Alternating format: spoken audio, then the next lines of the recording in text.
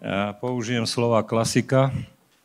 Občas sa stávajú také veci, že sa ocitnete tam, kde pôvodne vôbec by ste sa nemali ocitnúť, čo je môj prípad.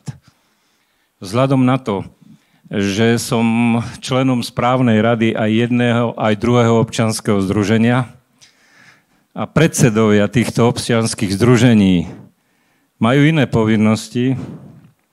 Janko Baránek vydáva dcéru, pochopiteľné, že asi by nebolo vhodné, aby bol tu. A predseda za slobodný život a zdravie má zdravotné problémy, tak tento údel padol na mňa. A pravdu povediac, nie som rád v takýchto pozíciách, tak použijem iba krátke predstavenie nejakých aktivít a označím to spôsobom, že one time, next time. Čiže one time. Aktivity občianskeho združenia za slobodný... Dobre som začal. Za slobodný život a zdravie na Slovensku. V rámci toho, čo tu bolo povedané, čo všetko by sme mali, tak ja chcem predstaviť, čo robíme a čo sme robili. Na základe využívania zákona o prístupe k informáciám sme podali x žiadostí o vyjadrenie. Môžem tu spomenúť na ústavný súd žiadosť o informácie do kancelárie prezidenta, žiadosť o informácie na ministerstvo zdravotníctva Slovenskej republiky. Podali sme asi 60 trestných oznámení spojených s tým covidovým šialenstvom, ktoré bolo. Viem, že je to možno v súčasnosti niečo ako boj s veternými mlynmi, ale na každej odpovedi je podpis.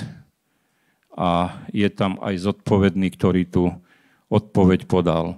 Ak veríme tomu, že spoločnými silami sa pokúsime zvrátiť tento stav, tak potom, ako hovorí Janko Baránek, títo musia byť zodpovední a trestne zodpovední za svoje konanie, lebo tam už sa nebude môcť vyhovárať, že ja som musel. On je tam podpísaný. Boli sme vypovedať na náke párkrát, pretože sme v tých dobách ešte nevedomky. Nevedeli sme, že nemôžeme použiť slovo, respektíve môžeme, ale nebolo vhodné použiť slovo genocída, lebo automaticky to preberá NAKA. Už to nejde cez klasickú prokuratúru, ale museli sme sa pekne porúčať do Bratislavy, do Trenčína, všade, kde nás pozvali vypovedať, ako si to predstavujeme teda s tou genocídou a podobne. Čo my osobne, čo sme v tom združení zainteresovaní, považujeme za genocídu a za... ak sa povie tomu rasovému rozlíšeniu. Napadne ma neskôr. A tak sme vlastne komponovali všetky tie trestné oznámenie, že nám to potom NAKA zobrala a museli sme z klasickej prokuratúry prejsť do NAKY. Čo som chcel ale tým povedať je to, že máme na stránke Za slobodný život a zdravie na Slovensku, keď si otvoríte stránku, máme aj taký návod pre ľudí, ktorí, aby to nebola len naša iniciatíva, ale urobiť niečo, čím by sme tých úradníkov zahltili. Písať. Je tam jasný návod, každý, kto sa na našu stránku pripojí, vie, ako napísať žiadosť a ako im obrazne povedané spríjemniť život, lebo oni pri veľkom množstve budú robiť chyby. Tak, ako nám odpísali z ústavného súdu, tak, ako nám odpísali z kancelárie prezidenta, je to chybná odpoveď. A dá sa to použiť potom ďalej na proces odvolania a poprípade ďalších krokov, ktoré s tým súvisia. Pretože vzhľadom na realitu, ktorá je teraz, nemáme veľa možností, ako to už bolo spomenuté, už sme tak viac menej preprotestovaní. Hej, že protest už v dnešnej dobe, neviem, aký má veľký význam vzhľadom na to, že ľudia si prídu, zakričia, vyventilujú sa, obrazne povedané, a zase sa rozídu. Takže vzhľadom na realitu, v ktorej sa nachádzame,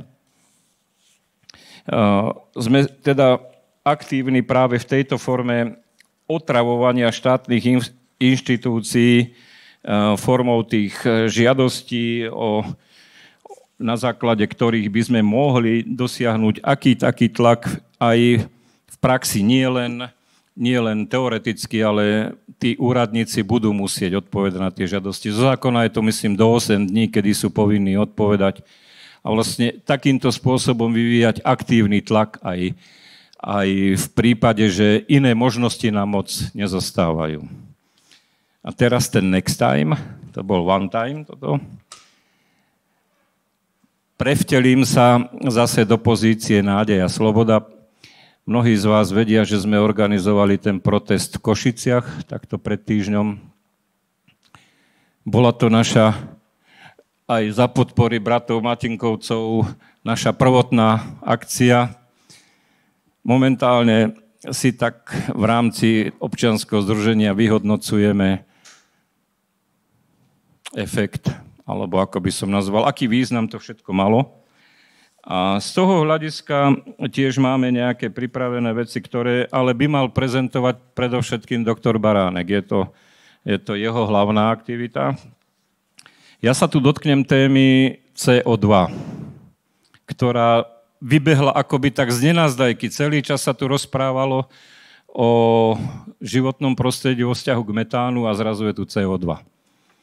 A CO2 ako také v podstate je plyn, ktorý planéta ako taký potrebuje. Ja nevidím dôvod na nejaké veľké obmedzovanie. Aj keď navrhol som už jedno riešenie, len Janko Baránek ma moc nebral do úvahy, keď som povedal, že mám návrh, ako veľmi rýchlo môžeme znížiť uhlíkovú stopu, keď prestaneme písať ceruzkou obyčajnou, lebo tá zanecháva uhlíkovú stopu. A z toho hľadiska by sme mohli takto aktívne prispieť, že nie len rozprávame o tom, ale aj skutočne konáme na základe vlastnej iniciatívy a každému dostupnej iniciatívy, veľmi jednoduchej, ako znížiť zanechávanie uhlíkovej stopy. A predpokladám, že keby tu bol doktor Baránek, vám o tom porozpráva viacej. On mi dal aj nejaký elaborát, ale viete čo? No...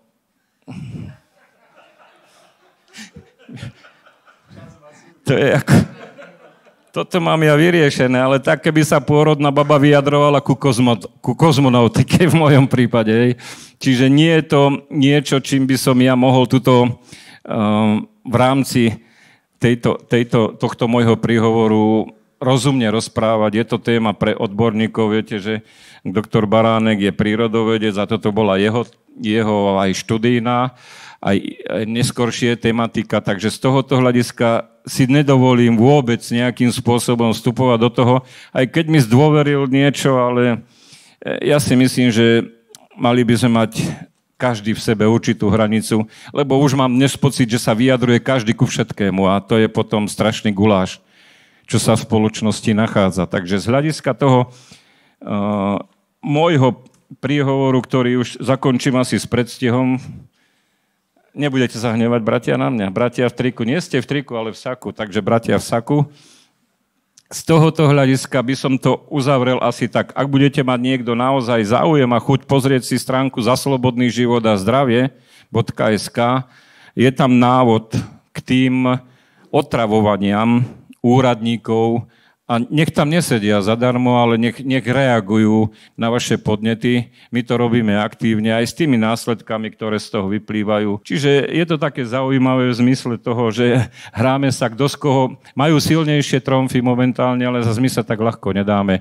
A aby ste sa nedali ľahko ani vy, verím, že sme na spoločnej lodi. Takže to vám prajem, aby sme vydržali a možno sa takýmito rôznymi spoločnými aktivitami dožijeme zmeny, a potom to už bude pesnička o niečom inom. Ďakujem vám za pozornosť, pekný deň.